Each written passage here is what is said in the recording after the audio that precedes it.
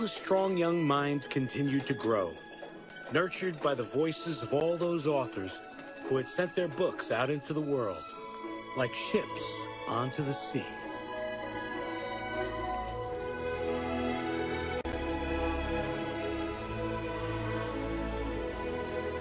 These books gave Matilda a hopeful and comforting message. You are not alone. Oi, pessoal. Então hoje eu vou falar com vocês sobre 3 livros de criança. 2 livros desses eu li recentemente, li na vida adulta. E um deles eu li como criança. Então, sobre um deles posso dar minha opinião realmente infantil a respeito do livro. Mas os outros vão como recomendação. Até porque eu, apesar de ter lido os livros na vida adulta, eu tive contato com a história quando eu era criança.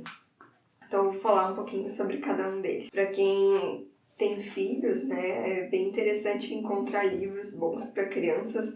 Eu acho que livros infantis, a impressão que eu tenho é que muita coisa que é feita agora ou criada é ruim, assim, são histórias bobas, né, sem uma profundidade, e eu acho que as crianças merecem boas histórias bem contadas, mas claro, com um linguajar mais apropriado para elas.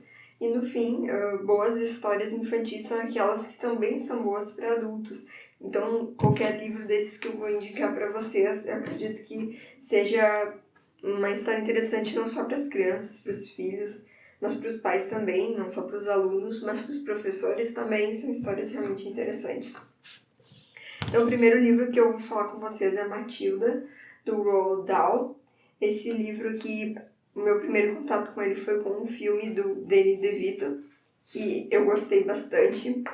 E até tem uma versão nova que é um musical, mas como eu não gosto de musical, não me interessei em ver um novo filme.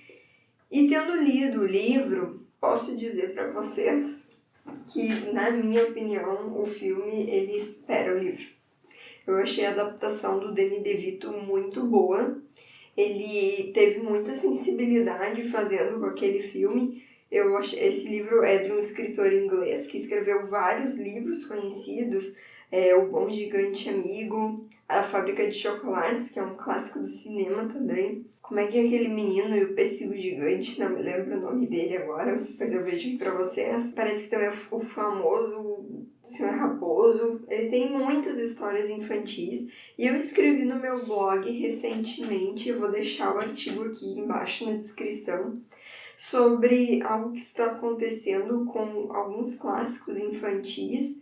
Na Inglaterra eles estão com um movimento muito grande em relação a isso, de adaptar o texto antigo para os nossos dias de hoje, de forma que fiquem mais politicamente corretos, sem termos que eu não vejo nada de errado neles, mas alguns entendedores aí acham que são pejorativos ou que têm mensagens erradas naqueles termos. Eu acho isso um grande absurdo, primeiro porque é um desrespeito com a obra do autor, com o que ele escreveu. Eu acho que se um livro tem uma mensagem negativa, a gente tem que se aproveitar das mensagens ruins que os livros passam e discutir algo em cima delas, e não refazer o livro. Isso é um grande desrespeito com quem escreveu o texto original, né? Dizer que aquele livro não era bom. É melhor que simplesmente não leia, se ache inadequado, do que lá refazer toda a história. Isso também aconteceu com Monteiro Lobato aqui no Brasil. Então, a minha sugestão é que vocês voem para comprar os originais antes que mudem tudo, né, da forma que é originalmente, e que nós mesmos possamos fazer esse juízo do que é bom e o que é ruim, e o que a gente deve passar para as nossas crianças, e não que alguém aí venha dizer para nós o que é certo e o que é errado. Nós mesmos podemos fazer esse juízo. Então, leiam o meu artigo, eu vou deixar aí que lá eu discuto bem essa questão, a questão da liberdade de expressão também. Mas voltando aqui para o livro, como eu falei, eu senti que o Danny DeVito, ele fez muito bem. Aliás, isso é uma coisa interessante. Se a gente olha algo, vê que é bom e se inspira, vai lá e faz melhor. Então, foi o que o Danny DeVito fez. Ele fez uma adaptação do livro, mas numa versão americana da mesma história. E, na minha opinião, tornou melhor. Mas ele não botou no fogo, não destruiu o texto original, né? Não fez nada disso. Ele fez uma homenagem. E, assim, eu acho que deve ser tratado a maioria dos livros, mesmo que a gente veja algum tipo de problema com eles.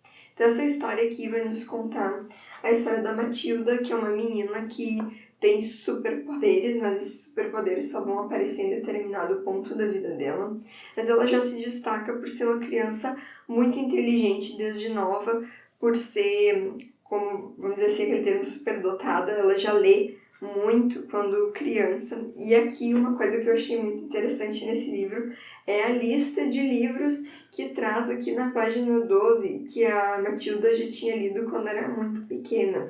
Tem Oliver Twist, do Charles Dickens, tem Jane Eyre, da Charlotte Brontë, Orgulho e Preconceito, da Jane Austen, O Velho Mar, do Hemingway, O Som e a Fúria, As Vinhas da Ira, Os Bons Companheiros, A Revolução dos Bichos, de George Orwell. Então, assim, uma lista super sólida, né? Um livrinho que traz recomendação de livros. Livros aqui que nem são infantis, né? Mas já acho interessante que ele já vai abrindo a mente das crianças para ler outros livros no futuro, despertar esse interesse. Agora, o que eu acho, assim, que em alguns pontos, e não vou dar spoiler, só vou dizer por cima que eu achei que o final do livro aqui, ele é tão brusco e tão insensível. Eu acho que no filme da Matilda, o Danny DeVito trabalhou bem melhor o final, a sensibilidade do livro.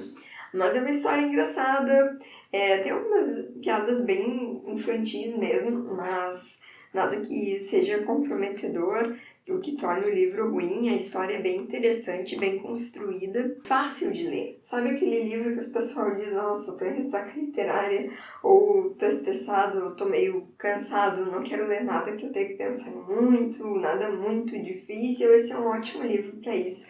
É um livro que a gente lê rápido em qualquer lugar. E com certeza é um livro bem legal para crianças, para adolescentes, um livro que vai distrair bastante. Outro livro que eu li agora na vida adulta é O Pequeno Príncipe. É um clássico. Eu acho que o pessoal da área da psicologia e da pedagogia são grandes fãs. Desculpa se vocês ouvirem um som no fundo, tem alguém cortando grama aqui. Infelizmente coincidiu com o horário que eu podia gravar. Foi mal, desculpa. Vamos ter que tolerar isso. Mas, enfim, esse livro aqui eu tive ele em mãos porque minha cunhada e minha sogra deram de presente pro meu filho. Meu filho tem 2 anos agora, 2 anos e meio. E o jeito que eu conto a história pra ele é mais comentando as figuras. Ele ainda não consegue prestar atenção em toda uma história ou ouvir uma leitura, mas vai chegar um dia em que ele vai conseguir. E eu lendo esse livro, realmente fiquei impressionada, né, com algumas coisas. Antoine de Saint-Exupéry, então é um escritor francês, e ele põe muitas coisas da vida pessoal dele aqui nessa história. Muitas coisas autobiográficas, né? Parece que a rosa que o Pequeno Príncipe tinha no planeta dele, ele fez em homenagem a uma mulher que ele amava. Ele fala aqui de um planeta que tinha um geógrafo, e ele era um geógrafo, ele era piloto, e aqui quem conta a história para nós seria ele mesmo, né? Um piloto que caiu no meio do deserto, e isso de fato aconteceu com ele. E é nesse deserto que ele conheceu o Pequeno Príncipe. Imagino eu que seja nesse deserto que ele criou o Pequeno Príncipe na cabeça dele e depois resolveu escrever a história. E esse livro me chamou muito a atenção realmente, porque para um livro infantil, ele é um livro que tem uma boa dose de melancolia.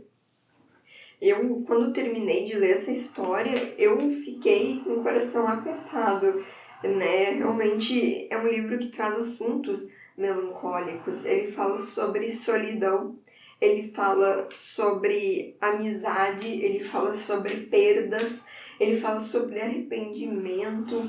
É um livro que tem vários temas que podem causar certa tristeza, mas ao mesmo tempo ele trata disso com muita sensibilidade, né? Então eu entendo que as crianças elas não vão ficar tristes, né? Mas à medida que a gente vai crescendo e se tornando um adulto, né, a gente vai percebendo mais aprofundadamente o quanto essas questões podem tocar a gente, ser sensíveis na nossa vida. Eu vou ler aqui uma página, que é a 74, que reúne algumas das frases mais famosas desse livro, que é o diálogo do Pequeno Príncipe com a amiga dele, a raposa, uma amizade que ele fez. Adeus, disse a raposa. Aqui está o meu segredo, é muito simples. Só vemos bem com o coração. O essencial é invisível aos olhos. O essencial é invisível aos olhos, repetiu o Pequeno Príncipe para se lembrar. Foi o tempo que você dedicou à sua rosa que fez dela tão importante. Foi o tempo que eu dediquei à minha rosa, disse o Pequeno Príncipe para se lembrar. Os homens esqueceram essa verdade, disse a raposa. Mas você não deve se esquecer dela. Você se torna para sempre responsável por aquilo que cativou. Você é responsável pela sua rosa. Sou responsável pela minha rosa, repetiu o Pequeno Príncipe para se lembrar.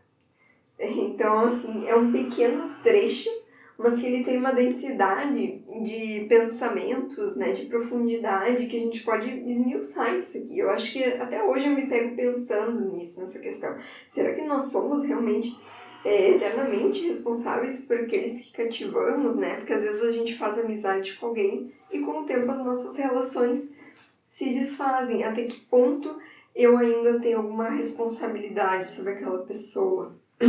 Talvez em bons pensamentos e fazer alguma oração por ela, talvez eu sempre devesse me importar assim com alguém, né? Mas não sei até que ponto vai isso. Então, são coisas que a gente fica pensando. Uma das frases que eu mais amei é essa: só vemos bem com o coração, o essencial é invisível aos olhos. Frase essa que eu acho tão pertinente nos dias que a gente vive hoje, pensando que a gente vive num mundo em que nunca foi tão forte a questão da imagem, né? São os vídeos, as redes sociais, tudo a gente trabalha com a imagem. A imagem tem um impacto muito maior na vida das pessoas, né? Uma época em que o visual está sempre nos atingindo, e voltar a isso, o essencial é invisível aos olhos. O que realmente mais importa não é o que o nosso olho capta, né? É o que a nossa alma sente, né? As nossas necessidades interiores. É uma mensagem tão importante que vai se perdendo, e como é importante poder falar algo assim profundo para uma criança, né? Desde pequeno resgatar valores.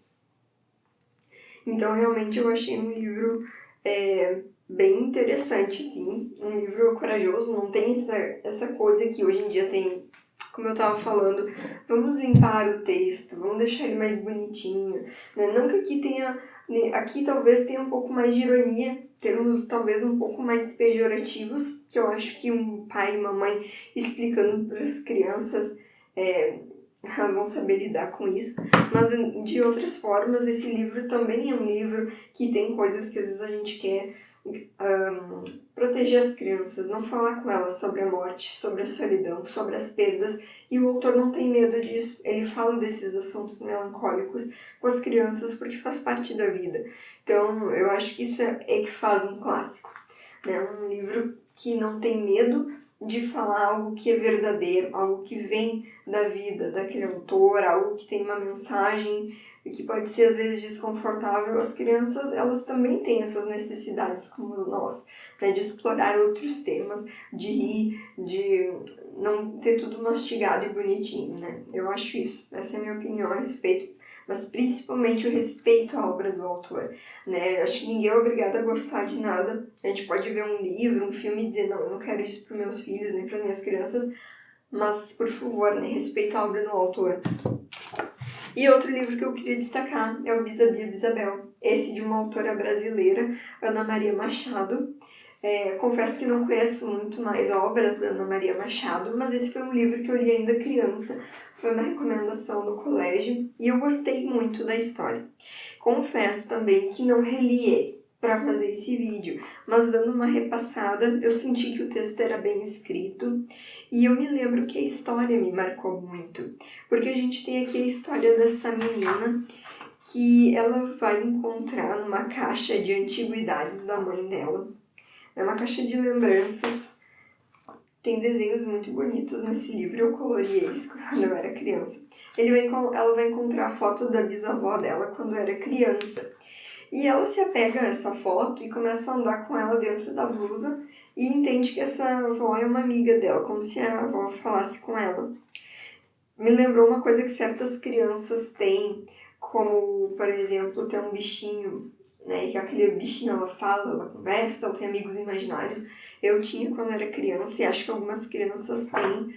Não sei como, não sei o que a psicologia diz disso, mas eu entendo que é uma espécie de forma da criança lidar com os próprios pensamentos, é ter um interlocutor, assim, imaginário. Eu imagino que seja uma forma dela organizar os próprios pensamentos, a própria criatividade.